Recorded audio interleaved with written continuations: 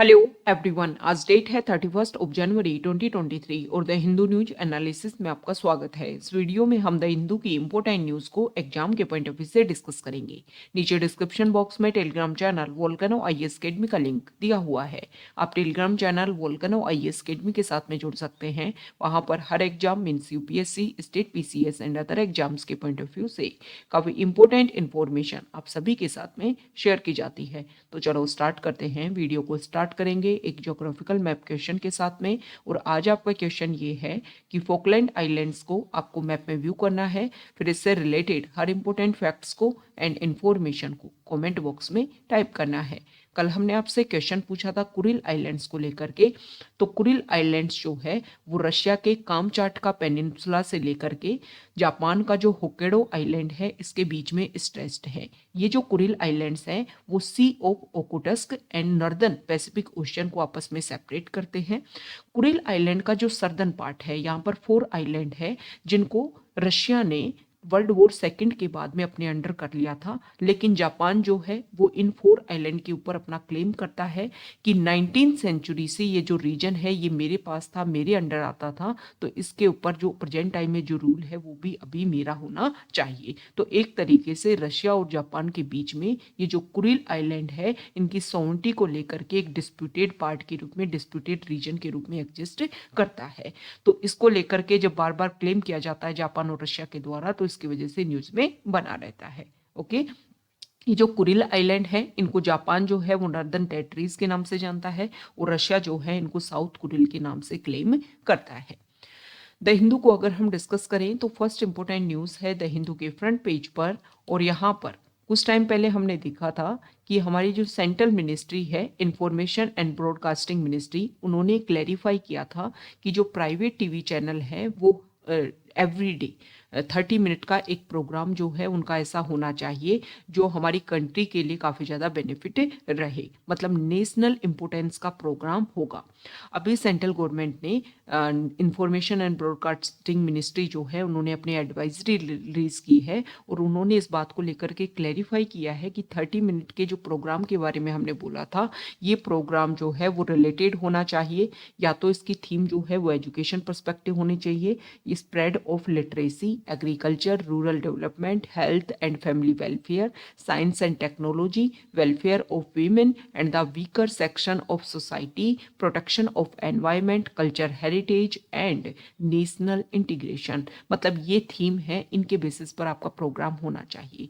यहाँ पर कुछ उनको छूट दी गई है कि 30 मिनट का जो प्रोग्राम हमने बोला था वो जरूरी नहीं है कि आप एक साथ ही 30 मिनट का प्रोग्राम जो है वो रेगुलर करो। आप इसको स्टेगर फॉर्म में, मतलब छोटे छोटे पार्ट में भी आप इसको डिवाइड कर सकते हो। आपको 1 मंथ में 15 आवर का प्रोग्राम जो है वो इन थीम बेस्ड आपके चैनल पर प्रोग्राम होना चाहिए जो नेशनल इंपोर्टेंस के हो। ओके, नेक्स्ट इंपोर्टेंट आर्टिकल है यहाँ पर अगर हम डिस्कस करें साउथ पेज पर तो देखो केरला का जो पेरियार टाइगर रिजर्व है वहाँ पर बहुत सारी इन्वेजिव स्पीसीज, प्लांट स्पीसीज देखने को मिल रही हैं, जिसकी वजह से केरला का जो वाइल्ड लाइफ हैबिटाट है साथ ही साथ में वहाँ की जो लोकल प्लांट स्पीसीज है वो काफ़ी ज़्यादा इफेक्ट हो रही हैं। तो nodal centre for biological invasion जो है केरला में, उन्होंने डिसाइड किया है कि ये जो भी इन्वेजिव स्पीसीज है उनको यहाँ से रिमूव किया जाना चाहिए, क्योंकि इसकी वजह से बहुत सारी प्रॉब्लम्स जैसे कि लार्ज ट्रीज, लार्ज सैपलिंग्स और साथ ही साथ में स्मॉल सैपलिंग्स जो हैं इनके लिए काफ़ी ज़्यादा प्रॉब्लम जो है वो क्रिएट हो रही हैं। तो इन सबको इरेडिकेट करना चाहिए ताकि जो नेचुरल एनवायरनमेंट है, नेचुरल जो यहाँ का क्लाइमेट है वो सेव हो सके। नेक्स्ट इंपोर्टेंट आर्टिकल है एडिटोरियल पेज पर और यहाँ पर हम पहले डिस्कस करेंगे इंडस वाटर ट्रीटी को लेकर के। देखो अभी प्रेजेंट टाइम में आप सभी को पता है कि Indus river, 6 river Indus river system में, जिसमें वेस्टर्न रिवर जो है 3 रिवर, उनका वाटर अवेलेबल करवाया गया है, इंडस का और झेलम का और चेनाब का, तो पाकिस्तान को कंप्लीट वाटर। हालांकि इंडिया जो है उसका यूज कर सकता है अपने इरिगेशन के लिए, बस डाइवर्ट नहीं कर सकता, ऐसा इंडस ट्रीटी में लिखा गया। दूसरी तरफ जो ईस्टर्न रिवर है जिसमें रावी, व्यास, सतलुज जो है इनका कंप्लीट वाटर अवेलेबल करवा गया है इंडिया को। 1960 में ट्रीटी हुई। अब देखो 2006 में इंडिया जो है वो किशनगंगा प्रोजेक्ट, झेलम की ट्रिब्यूटरी किशनगंगा, उसके ऊपर प्रोजेक्ट एस्टेब्लिश करता है 330 मेगावाट का हाइड्रो इलेक्ट्रिक प्रोजेक्ट। तो पाकिस्तान क्लेम करता है कि आप डाइवर्ट कर रहे हो। ओके। और इसके बाद में चेनाब रिवर के ऊपर जो है वो हमने प्रोजेक्ट स्टार्ट किया, रातले हाइड्रो इलेक्ट्रिक प्रोजेक्ट। इसको लेकर के भी उन्होंने टाइम टू टाइम जो है वो अपनी पॉइंट रखा है कि आप जो है इंडस वाटर ट्रीटी को ब्रीच कर रहे हो।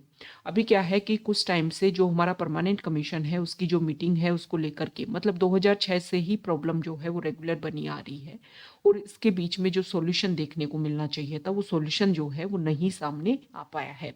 लास्ट ईयर जो है वो वर्ल्ड बैंक ने भी अपना एक न्यूट्रल एक्सपर्ट जो है सेंड करके इस प्रॉब्लम को सोल्व करने की कोशिश की, लेकिन प्रेजेंट टाइम में पाकिस्तान जो है वो चाह रहा है कि हेग में इस इशू को सोल्व किया जाए, मतलब इंटरनेशनल कोर्ट ऑफ जस्टिस जो है उसको रिप्रेजेंट करे और वहाँ पर इस इशू को हम सोल्व करवाएंगे।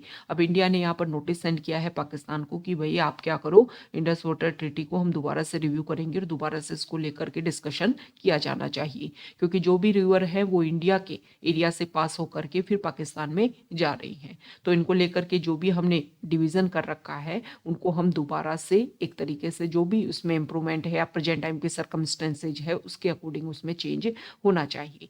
देखो 1960s में वॉर हुआ, लेकिन इंडिया ने हमेशा एक बेस्ट नेबरहुड का रोल प्ले करते हुए जो वोटर है इसके वोटर को कभी भी ना रोकने की कोशिश की। उसके बाद में 1960 के बाद में अगर हम देखें तो 3 वॉर पाकिस्तान के साथ में हमने फेस की, लेकिन जो बेसिक जो टर्मिनोलॉजी है या इंडस वाटर ट्रीटी जो है उसको लेकर के हमने कभी भी डाइवर्ट करने की या उसके पानी को रोकने की जो है इंडिया ने कभी भी कोशिश नहीं की। ओके। अब यहाँ पर प्रॉब्लम क्या है कि पाकिस्तान बोल रहा है कि हेग में इसको लेकर के सॉल्यूशन हो, और इंडिया चाह रहा है कि देखो इंडस वाटर ट्रीटी का जो प्रोसीजर है उसमें ये बोला गया है कि 3 अलग अलग, या तो परमानेंट कमीशन या फिर वर्ल्ड बैंक जो है वो इसमें इंटरफेयर करे और वो अपना न्यूट्रल एक्सपर्ट सेंड करे, या फिर लास्ट में जाकर के आप इंटरनेशनल कोर्ट में जो है इसको सॉल्व कर सकते हो। लेकिन पाकिस्तान ने पहले लास्ट ईयर जो है वो न्यूट्रल एक्सपर्ट वर्ल्ड बैंक का अपॉइंटेड, और उसके बेसिस पर भी सॉल्यूशन ना करते, मतलब वहाँ पर प्रोसीजर चल रहा है और उसके पहले ही आपने हेग में इसको रिप्रेजेंट कर दिया। तो इसी को लेकर के प्रॉब्लम है कि जो प्रोसीजर अभी चल रहा है जिसमें एक रिजल्ट नहीं आया है, उससे पहले ही आप दूसरे प्रोसीजर के ऊपर डाइवर्ट हो रहे हो, तो इस तरीके से तो जो सॉल्यूशन है वो कभी देखने को नहीं मिलेगा। अब यहाँ पर जो राइटर है उन्होंने आर्टिकल में बात बोली है कि देखो लास्ट 16 साल से 16 ईयर से जो प्रॉब्लम 2006 में जब हमने प्रोजेक्ट स्टार्ट किया उसके बाद से प्रॉब्लम रेगुलर चली आ रही है। तो देखो ये अगर सॉल्यूशन निकलना होता तो निकल जाता, लेकिन अगर हो सकता है कि यहाँ पर हेग में इसको डिस्कस किया जाए, या प्रेजेंट टाइम में देखो इंडिया और पाकिस्तान के बीच में किसी भी तरीके का कोई डिस्कशन मोड नहीं है, कनेक्टिविटी नहीं है, तो इसके बीच में इस तरीके का जो प्रॉब्लम है इंडस वाटर ट्रीटी जो है इसका अलग जो है वो फॉर्मूला भी नहीं है या अलग स्टेज भी नहीं है जहाँ पर जाकर के भी इसको डिस्कस किया जा सके। तो यहाँ पर इसका जो सॉल्यूशन होना है वो दोनों कंट्रीज के लिए ही बेनिफिशियल रहेगा, ये तो इस आर्टिकल में बोला गया है। अगर हम बात करें, देखो इंडस वाटर ट्रीटी जो है वो प्रेजेंट टाइम के सर्कमस्टेंसेज के अकॉर्डिंग जो है वो इंडिया इसमें चेंज करना चाह रहा है, क्योंकि इंडिया की जो डिमांड है वाटर की वो और ज़्यादा इंक्रीज हो गई है। तो उसके अकॉर्डिंग इसमें जो चेंजेस है वो होना ज़्यादा ज़रूरी है। साथ ही साथ में जो इंटरलिंकिंग प्रोजेक्ट हम एस्टेब्लिश कर रहे हैं रिवर्स के लिए, अगर हम ने ये इंडस वाटर ट्रीटी जो है रेगुलर चलती आ रही है और इसी अकॉर्डिंग चलती रही तो इंटरलिंकिंग जो रिवर का प्रोजेक्ट है उसको हम एस्टेब्लिश नहीं कर पाएंगे। इसके वाटर को जो है वो हम हमारे प्लेन रीजन तक जो है वो नहीं लेकर के आ सकते हैं। तो इसके अकॉर्डिंग इंडिया चाह रहा है कि इंडस वाटर ट्रीटी जो है उसमें चेंज किया जाए। ओके। नेक्स्ट इंपॉर्टेंट आर्टिकल है, यहाँ देखिए। देखो राइटर जो है उन्होंने सबसे पहले तो बेसिक फैक्ट बताया है कि Food and Agriculture Organization of the United Nation मतलब FAO जो है उन्होंने 2023 को International Year of Millets declare कर दिया है। तो एक तो इम्पोर्टेंट क्वेश्चन ये हो गया कि 2023 जो है इसको कौन सा ईयर डिक्लेयर किया गया है। ओके। अब देखो मिलेट्स जो होते हैं मतलब जो बाजरा होता है, रागी होता है, इसमें क्या होता है कि जो न्यूट्रिशन प्रॉपर्टीज जो होती हैं वो काफ़ी ज़्यादा होती है। प्रोटीन में हाई होता है, डाइटरी फाइबर होता है, माइक्रो न्यूट्रिएंट्स होते हैं, एंटीऑक्सीडेंट होता है। ओके। और इसमें स्पेशल कुछ एग्रोनॉमिक कैरेक्टरिस्टिक भी होती हैं, जैसे कि ड्रोट रेजिस्टेंट होता है, सेमी एरिड रीजन, कम पानी में भी अच्छे से इसको उगाया जा सकता है। तो अगर मिलेट्स जो है वो न्यूट्रिशन में इतने अच्छे हैं और क्लाइमेट रिजिलियंट भी हैं, तो फिर जो है हमारे इंडिया में जो मिलेट कल्टीवेशन और कंजप्शन जो है वो इंक्रीज क्यों नहीं हो पाया, ये मेन क्वेश्चन जो है वो राइटर ने यहाँ पर किया है।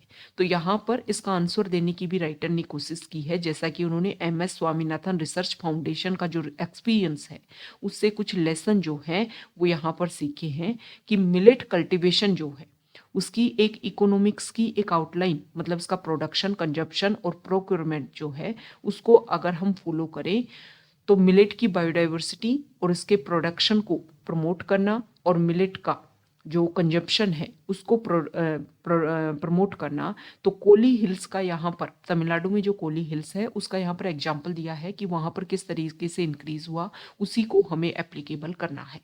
देखो इंडिया चाह रहा है कि मिलेट्स का ज़्यादा से ज़्यादा यूज हो, ताकि इंडिया में जो प्रोडक्शन होता है उसको हम हायर लेवल पर जो है, हायर प्राइस पर जो है अदर कंट्रीज़ में बेच सके, जैसे इंडिया में जो फार्मर्स हैं उनकी भी इनकम जो है वो डेवलप हो सके। और जो डेजर्ट जो रीजन है वो ज़्यादा से ज़्यादा इंक्रीज होता जा रहा है, जो सेमी एरिड रीजन है वो इंक्रीज होता जा रहा है, तो उसके अकॉर्डिंग मतलब वाटर की अवेलेबिलिटी कम है, तो एग्रीकल्चर कंडीशन के अकॉर्डिंग या क्लाइमेटिक कंडीशन के अकॉर्डिंग हम क्रॉप्स जो हैं वो उगा सके, तो इसमें मिलेट जो है वो एक बेटर ऑप्शन है। तो इसका जो प्रोडक्शन है वो अगर ज़्यादा से ज़्यादा इंक्रीज होगा तो इसके लिए मार्केट की अवेलेबिलिटी भी ज़्यादा से ज़्यादा होनी चाहिए। और मार्केट की अवेलेबिलिटी कब होगी, जब उसका एक तरीके से प्रमोशन किया जाएगा कि इतना इम्पोर्टेंट है, इसका ये यूज है, इसकी वजह से ये न्यूट्रिशन हमें मिलते हैं, तो ये सब कुछ प्रमोशन होगा तभी तो लोग जाकर के उसको कंज्यूम करना स्टार्ट करेंगे। और जब कंज्यूम करेंगे तब मार्केट बढ़ेगा, और मार्केट बढ़ेगा तो हमारे जो फार्मर्स हैं उनका जो प्रोडक्शन है उनको एक अच्छा रिजल्ट, अच्छा प्राइस जो है वो मार्केट में देखने को मिलेगा। ओके, तो ये बात आपके समझ में आई। अब यहाँ पर हम डिस्कस कर लेते हैं। राइटर ने पहले तो कुछ डाटा यहाँ पर रख दिए हैं। राइटर ने बोला है कि इंडिया जो है उसमें 2 तरीके के मिलेट्स जो हैं वो उगाए जाते हैं। एक तो मेजर मिलेट्स जिसमें सोरगम है, पर्ल मिलेट है, पर्ल मिलेट मतलब बाजरा जो है, और सोरगम जो है ज्वार है, फिंगर मिलेट जो है वो रागी है। और दूसरी तरफ माइनर मिलेट होते हैं जिसमें फोक्सटेल है, लिटिल मिलेट है, कोडो है, प्रोसो है, बर्नयार्ड मिलेट है। तो अलग अलग तरीके के 2 तरीके के जो है वो मिलेट इंडिया में उगाए जाते हैं। 2019-20 की अगर हम बात करें तो टोटल सीरियल्स जो हैं पब्लिक डिस्ट्रीब्यूशन सिस्टम और integrated child development system scheme के तहत जो है वो टोटल सीरियल्स का जो डिस्ट्रीब्यूशन किया गया उसकी अगर हम बात करें, और साथ ही साथ में स्कूल मील में मतलब मिड डे मील स्किल में भी जो खाना दिया जाता है उसमें 54 मिलियन टन जो है वो हमने यूज़ किया सीरियल्स का। अब अगर इसमें से 20% राइस और वीट को अगर हम रिप्लेस कर दें मिलेट से, तो स्टेट को 10.8 मिलियन टन ऑफ मिलेट जो है वो प्रोक्योर करना होगा। 2019-20 में अगर हम टोटल प्रोडक्शन देखें न्यूट्री सीरियल्स का तो 47.7%, और जिसमें से मेज जो है वो सबसे ज़्यादा उगाई गई। और यहाँ पर अगर हम देखें तो सोरगम का production 4.8 million ton, pearl millet का 10.4 मिलियन टन, और फिंगर मिलेट जो है उसका प्रोडक्शन 3.7 मिलियन टन जो है वो देखने को मिला। तीनों का कंक्लूड अगर हम देख करें तो 18.9 मिलियन टन जो है वो देखने को मिला है। अब यहाँ पर ये बताया गया है कि देखो टाइम के साथ में यहाँ पर देखो कुछ इंपॉर्टेंट डाटा रख रखे हैं कि देखो जो एक तो प्रोडक्शन जो है वो भी टाइम के साथ में कम हो रहा है। प्रोडक्शन के साथ साथ में अगर हम डिस्कस करें तो जो भी प्रोक्योरमेंट किया जाता है इसमें मिलेट्स का जो है वो काफ़ी कम देखने को मिलता है सेंट्रल लेवल पर, जिसकी वजह से सेंट्रल स्टॉक्स जो है इसमें 33 million ton of rice and 31 million of wheat but only 4 lakh ton of nutri cereals. Okay, मतलब जो आपके मिलेट्स हैं उनका प्रोक्योरमेंट जो है वो काफ़ी कम देखने को मिलता है। कुछ स्टेट्स जो है वहाँ पर सिर्फ इनका प्रोक्योर जो है इनको किया जाता है। अब रियल प्रॉब्लम क्या है, मतलब मिलेट्स का क्यों प्रोक्योर नहीं किया जा रहा, क्यों उनको उगाया नहीं जा रहा? रियल प्रॉब्लम क्या है? प्रॉब्लम ये है कि मिलेट कल्टीवेशन के अंडर जो एरिया है, मतलब जितने एरिया में उगाया जाता था वो टाइम के साथ में डिक्रीज हुआ है। दूसरा रीजन क्या है कि मिलेट्स की जो प्रोडक्टिविटी है, मतलब पर हेक्टेयर जो प्रोडक्शन है मिलेट्स का, वो काफ़ी कम देखने को मिलता है। लास्ट डेकेड से अगर हम डिस्कस करें तो सोरगम का जो प्रोडक्शन है वो काफ़ी ज़्यादा डिक्रीज हुआ है। पर्ल मिलेट जो है वो स्टेगनेंट बना हुआ है, मतलब जितना उग रहा था उतना उग रहा है। और and the production of other millets including finger millet मतलब रागी, ये भी स्टेगनेंट या फिर डिक्लाइन, इनका भी जो प्रोडक्शन है पर हेक्टेयर वो कम देखने को मिल रहा है। तो ज्वार और बाजरा जो है इसकी प्रोडक्टिविटी थोड़ी सी इंक्रीज हुई है, लेकिन हल्की सी इंक्रीज हुई है। एवरेज यील्ड मतलब एक साल में 2011 में 11-12 में पर हेक्टेयर 957 किलोग्राम ये ज्वार जो है वो पैदा होती थी, और अभी जो है 2019-20 में 989, मतलब थोड़ा सा जो है इंक्रीज हुआ है। बाजरे का प्रोडक्शन 2011-10-11 में 1079 किलोग्राम पर हेक्टेयर, और अभी 1237 किलोग्राम पर हेक्टेयर 2017-18 में। मतलब प्रोडक्टिविटी और प्रोडक्शन जो है वो स्लाइटली इंक्रीज हुआ है, लेकिन जो कंजप्शन जो होना चाहिए, लोगों को जो कंज्यूम करना है, वो इंक्रीज नहीं हुआ है। तो यहाँ पर कोली हिल्स का जो है एग्जाम्पल दे रखा है। देखो कोली हिल्स वाला जो एरिया है, तो ईस्टर्न घाट का जो एग्रो इकोलॉजिकल रीजन है, geographic and agro ecological region है, वहाँ पर है ये कोली हिल्स, और यहाँ पर ज़्यादातर शेड्यूल ट्राइब के लोग रहते थे जिनकी इनकम बहुत ज़्यादा कम थी।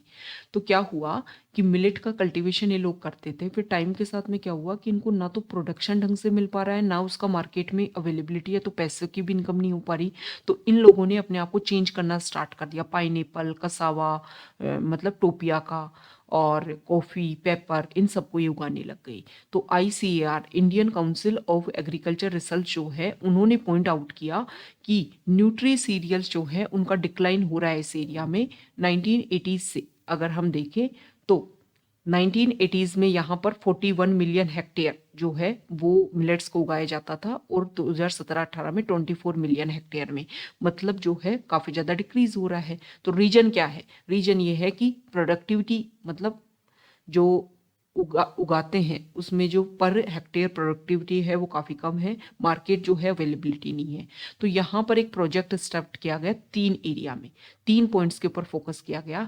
पहले तो ये फोकस किया गया कि जो लोग हैं उनको दोबारा से मिलेट्स के ऊपर हम लेकर के आए, जो सीड बैंक्स हैं उन्होंने यहाँ पर जो भी अच्छी क्वालिटी के सीड है वो अवेलेबल करवाए, जिससे प्रोडक्टिविटी है वो इंक्रीज हुई। दूसरा यहाँ पर क्या था कि मिलेट्स जो है उनको निकालना, जो भी यहाँ की शेड्यूल ट्राइब्स थी उनके लिए काफ़ी ज़्यादा मुश्किल था। तो उनको जो लो, मतलब कम इनकम में भी अच्छी प्रोडक्टिविटी वाली या अच्छे बेनिफिट वाली जो मशीनरी है वो यहाँ पर प्रोवाइड करवाएगी, जिससे उनके लिए काफ़ी ज़्यादा इजी हो गया ये प्रोसीजर करना। और तीसरा क्या है कि बाजरे से आप क्या क्या, मिलेट से आप क्या क्या प्रोडक्ट्स बना करके उनको एक तरीके से मैन्युफैक्चर करके उनको चेंज करके जो है मार्केट में जब आप अवेलेबल करवा रहे हो तो आपको अच्छा प्राइस जो है उसका देखने को मिल रहा है। इसकी वजह से जो लोग हैं वो दोबारा से मिलेट्स पे यहाँ पर आने लग गए, लोगों की इनकम भी जो है इंक्रीज होने लग गई, और लोग जो है फोकस कर रहे हैं मिलेट्स के प्रोडक्शन को लेकर के ही। ओके, तो ये जो एग्जाम्पल है इसको हमें सेट करना है हर एरिया में, और रिजल्ट जब अच्छा मिलेगा तो लोग जो है इसमें इजीली जो है वो डिपेंडेंट हो पाएंगे। ओके, तो यहाँ पर अगर हम डिस्कस करें तो कुछ डाटा रख रखे हैं कि 2021 के अगर आप डाटा लिखोगे तो 2021 के डाटा ये शो करते हैं कि एक महीने में सभी एज के लोगों को अगर आप मिलाओ तो 9 दिन जो है वो मिलेट्स का यूज करते हैं। पहले जो है, पहले के डाटा ये बोलते हैं कि पहले जो लोग हैं 39%, हमारी जो टोटल पॉपुलेशन है, टोटल हाउस होल्ड्स है, उसका 39% जो है वो रेगुलरली मिलेट्स को यूज करता था। मतलब लोगों की फूड हैबिट्स जो है वो चेंज हो रही है। और क्यों चेंज हो रही है? क्योंकि लोगों को अवेयरनेस नहीं है कि इनमें कितना न्यूट्रिशन देखने को मिलता है। तो फोकस क्या करना है? अवेयरनेस जो है, अब ये इंटरनेशनल ईयर जो डिक्लेयर की, इसके थ्रू जो है वो हमें ज़्यादा से ज़्यादा अवेयरनेस क्रिएट करनी है लोगों में कि मिलेट्स की वजह से हमें क्या क्या बेनिफिट देखने को मिलेगा। इसकी वजह से ही लोग इस पर आएंगे। प्रोडक्शन जो है वो हमें अपने लेवल पर इंक्रीज करना है, और जो हमारे फार्मर्स हैं उनको अच्छी इनकम जो है उससे हो पाएगी। नेक्स्ट इंपॉर्टेंट आर्टिकल है न्यूज़ पेज पर, और यहाँ पर G20 की जो मीटिंग होगी फॉरेन मिनिस्टर्स की, इसमें रशिया पार्टिसिपेट करेगा। हमारे इंडिया के पास में लास्ट ईयर दिसंबर 2022 से प्रेसिडेंटशिप है। और यहाँ पर अगर हम डिस्कस करें तो सितंबर में इसकी फाइनल मीटिंग होगी न्यू दिल्ली में। और इंडिया ने डिसाइड किया है कि G20 ग्रुप की जो मीटिंग है उस टाइम में, मतलब जो हमारे पास में प्रेसिडेंटशिप है इस टाइम में, हम 200 मीटिंग जो है वो इंडिया के अलग अलग 55 जो साइट्स है वहाँ पर करेंगे। मेन टारगेट ये है कि हमारे इंडिया का जो कल्चरल हेरिटेज है उसको हम ज़्यादा से ज़्यादा शो कर सके, ताकि टूरिज्म सेक्टर जो है वो ज़्यादा से ज़्यादा इंक्रीज हो सके। इंडिया का क्या इम्पोर्टेंस है, इंडिया में क्या क्या वैल्यूएबल थिंग्स हैं, उन सभी को भी हम अच्छे से रिप्रेजेंट कर सकें। G20 की जब प्रेसिडेंटशिप इंडिया ने ली थी तो हमारे प्राइम मिनिस्टर ने डिक्लेयर किया था कि इंटीग्रेटेड फॉर्म में जो है, मतलब हम बहुत सारे पॉइंट्स को लेकर के ambitious, decisive and action oriented जो है वो हमारा इसका टारगेट रहेगा, इसका ऑब्जेक्टिव रहेगा। और ये जो G20 ग्रुप है इसमें वर्ल्ड के major developed and developing economic जो हैं वो इसमें शामिल हैं। और इंडिया देखो G20 ग्रुप के टाइम में जो साउथ एशिया है उसके ऊपर काफ़ी अच्छे से फोकस कर रहा है, और जो साउथ पार्ट है वर्ल्ड का उसके ऊपर भी काफ़ी ज़्यादा फोकस कर रहा है कि उनकी जो वॉइस है उनको भी रिप्रेजेंट करने की कोशिश कर रहा है। देखो सुप्रीम कोर्ट में नेक्स्ट आर्टिकल है, सुप्रीम कोर्ट में पिटीशन डाली गई है कि इलेक्टोरल बॉन्ड जो स्कीम है उसको में जो चेंज किया गया है उसको रिव्यू किया जाए। देखो लास्ट ईयर इसमें चेंज किया गया कि 15 डेज के लिए ओपन कर दिया गया अचानक से, कुछ स्टेट असेंबली के इलेक्शन उससे पहले जो है इसको ओपन कर दिया गया कि इलेक्टोरल बॉन्ड स्कीम के तहत जो है पार्टीज को आप क्या दे सकते हो, फंडिंग दे सकते हो। तो इलेक्टोरल बॉन्ड स्कीम क्या है, तो इसमें एक तरीके से जो भी पार्टीज हैं उनको फंडिंग देने का प्रोसीजर है। तो 2018 में स्कीम लाई गई। इसमें मेन टारगेट ये है कि देखो जो भी, अब ऐसे नहीं है किसी भी पॉलिटिकल पार्टीज को दे दो। इलेक्टोरल बॉन्ड स्कीम में ये बोला गया है कि आरपीए एक्ट 1951 का सेक्शन 29A जो है उसके अंडर जो रजिस्टर्ड पार्टीज है, और वो रजिस्टर्ड पार्टीज जिनका अभी कोई स्टेट असेंबली इलेक्शन हुआ हो या फिर लोकसभा के इलेक्शन हुए हो, तो उसमें से जितने पोल्ड वोट हुए हैं, जितने वोट डाले गए हैं, उनमें से 1% वोट जो है उस पार्टी को मिले हों, उसी को इलेक्टोरल बॉन्ड स्कीम के तहत जो है पैसा दिया जा सकता है। इसमें इंडिविजुअल या कोई कंपनी जो है वो एसबीआई के पास में जा करके बॉन्ड लेगी, पैसा देगी, बॉन्ड खरीदेगी, उस बॉन्ड को जाकर के पार्टी को देगी, पार्टी वापस आकर के एसबीआई को बॉन्ड देगी और पैसे को इन्वेस्ट करके अपने लिए यूज करेगी। तो ये प्रोसीजर इसलिए एस्टेब्लिश किया गया कि एक तरीके से एक ट्रांसपेरेंसी जो है, जो फंडिंग की जाती है पार्टीज को, उसमें ट्रांसपेरेंसी आएगी। लेकिन इसको लेकर के देखो एलिगेशन स्टार्ट हो गया कि जो जो पार्टी पावर में है उसके पास में डाटा होंगे और वो ये भी देख सकती है कि अपोजिशन पार्टीज को कौन कौन फंडिंग कर रहा है, तो इसकी वजह से काफ़ी ज़्यादा प्रॉब्लम्स जो है वो क्रिएट हो सकती हैं। तो ट्रांसपेरेंसी तो कहाँ मेंटेन रही। और अभी दूसरा इशू क्या कि 15 डेज के लिए ओपन कर दिया गया। इस इलेक्टोरल बॉन्ड स्कीम में वैसे नॉर्मली क्या है कि साल में 4 बार जो है ओपन किया जाता है इसको, 10-10 दिन के लिए। और जिस दिन से आपने इलेक्ट्रोल बॉन्ड खरीदा उसके 15 डेज के अंदर पार्टी को इसको एनकैश करवाना होता है, नहीं तो ये बॉन्ड जो है वो उसकी समाप्त हो जाता है, एंड हो जाता है, और ये एक तरीके से कैश में ट्रांसफर नहीं हो पाता है। तो 15 डेज के लिए जो ओपन किया जा रहा है, तो यहाँ पर पिटीशन में बोला गया है कि इस साल जो है वो बहुत सारे स्टेट में स्टेट लेजिस्लेटिव असेंबली के इलेक्शन है, तो इस तरीके से अगर बार बार ओपन किया गया तो जो ट्रांसपेरेंसी की हमने बात की थी वो ट्रांसपेरेंसी यहाँ पर मेंटेन नहीं हो पाएगी। नेक्स्ट इंपॉर्टेंट आर्टिकल है, तो यहाँ पर 16th फाइनेंस कमीशन के लिए बोला गया है कि जल्दी सेंट्रल गवर्नमेंट जो है इसका प्रोसीजर स्टार्ट करे। 15th फाइनेंस कमीशन के जो हेड हैं वो एनके सिंह हैं। आपको कमेंट बॉक्स में बताना है कि फाइनेंस कमीशन कौन से कॉन्स्टिट्यूशन आर्टिकल के अंडर आता है, और ये कॉन्स्टिट्यूशन बॉडी है या नॉन कॉन्स्टिट्यूशनल बॉडी है या किस तरीके की बॉडी है, कमेंट बॉक्स में आप बताओगे। तो देखो जो एनके सिंह ने जो अपनी रिपोर्ट दी थी उसको नेक्स्ट 1 ईयर के लिए एक्सटेंड कर दिया गया पहले तो, और अभी 2025-26 के लिए इनकी जो रिपोर्ट है इसका इनका जो मैंडेट है उनको एक्सटेंड कर दिया गया। इसी तरीके का प्रोसीजर जो है वो पहले भी 9th फाइनेंस कमीशन के बेसिस पर देखने को मिला था। उस टाइम 9th फाइनेंस कमीशन जो 1987 में फॉर्म किया गया, तो उसकी जो सिंगल ईयर रिपोर्ट है उसको 5 साल के लिए जो है एक्सटेंड कर दिया गया था 1994-95 तक। हालांकि अगर हम बात करें तो उनकी जो रिपोर्ट है 1988 और 90 में रखी गई, और 1992 में जो है वो नेक्स्ट 10th फाइनेंस कमीशन वैसे जो कंस्टिट्यूट कर लिया गया था, लेकिन इनकी रिपोर्ट को एक्सटेंड किया गया था। ओके, तो एनके सिंह जो है ये मतलब 15th फाइनेंस कमीशन जो है, मतलब फाइनेंस कमीशन का मेन टारगेट ये है कि स्टेट और सेंटर के बीच में जो टैक्स का जो पैसा है उसको किस तरीके से डिस्ट्रीब्यूट करना है, इसको लेकर के ये जो है वो अपने प्रोविजन जो है वो रखते हैं। तो 15th फाइनेंस कमीशन ने स्टेट और सेंटर के बीच में टैक्स का क्या फॉर्मूला रखा था, ये आप कमेंट बॉक्स में बताओगे कि कितना टैक्स जो है वो स्टेट को देना चाहिए और कितना टैक्स जो है वो सेंटर के पास में रहना चाहिए। नेक्स्ट इंपोर्टेंट आर्टिकल है, तो देखो general assembly, United nation general assembly की जो प्रेसिडेंट है मिस्टर कोरोसी, वो इंडिया की विजिट पर है। इन्होंने इंपोर्टेंट फोकस किया है कि यूनाइटेड नेशन जनरल असेंबली जो है वो अपने लेवल पर रिजोल्यूशन पास करे। क्यों पास करे? क्योंकि इंडिया जो है वो टाइम टू टाइम, इंडिया इसके अलावा G4 के नाम से हम जिन कंट्रीज को जानते हैं, आप कमेंट बॉक्स में बता दोगे कि G4 में इंडिया के अलावा 3 कंट्रीज कौन कौन से हैं जो ये चाहते हैं कि यूनाइटेड नेशन सिक्योरिटी काउंसिल जो है, जिनके 5 परमानेंट मेंबर्स हैं, उनकी मेंबरशिप इंक्रीज हो और प्रेजेंट टाइम के सर्कमस्टेंसेज के अकॉर्डिंग और कंट्री जो है वो परमानेंट मेंबर के रूप में आए सिक्योरिटी काउंसिल के में। ओके, तो यहाँ पर इनके जो जनरल असेंबली के जो प्रेसिडेंट है उन्होंने बोला है कि पहले जनरल असेंबली एक रेजोल्यूशन पास करे, लेकिन जनरल असेंबली में 193 जो नेशन है वो भी अलग अलग ग्रुप में बटे हुए हैं, तभी जाकर के सिक्योरिटी काउंसिल में चेंज हो सकता है, उसके परमानेंट मेंबर्स जो है उनकी संख्या इंक्रीज हो सकती है। तो देखो इंडिया डिमांड इसलिए करता है क्योंकि इंडिया ने अपने इंडिपेंडेंस के बाद से ही यूनाइटेड नेशन के जो भी अलग अलग जहाँ पर भी प्रोग्राम देखने को मिले, जहाँ पर भी ह्यूमैनिटेरियन क्राइसिस हुआ, वहाँ पर इंडिया ने अपनी आर्मी भेज करके हमेशा से सपोर्ट किया है। इंडिया जो है इनको United nation general security council में बहुत बार जो है वो नॉन परमानेंट मेंबर्स की 2 साल की जो टर्म होती है वो इंडिया ने बहुत बार कंप्लीट की है। इंडिया जो है एक वास्ट कंट्री को एक तरीके से वास्ट पॉपुलेशन को रिप्रेजेंट करता है, तो इसके बेसिस पर जो रिप्रेजेंटेशन है वो इंडिया को दिया जाना चाहिए यूनाइटेड नेशन सिक्योरिटी काउंसिल में। ओके, तो ये आज का हमारा द हिंदू न्यूज़पेपर का डिस्कशन था। अगर आप यहाँ तक आए हैं, वीडियो आपको अच्छा लगा है तो प्लीज़ वीडियो को लाइक कीजिए, शेयर कीजिए और चैनल को सब्सक्राइब कीजिए। Okay, thank you.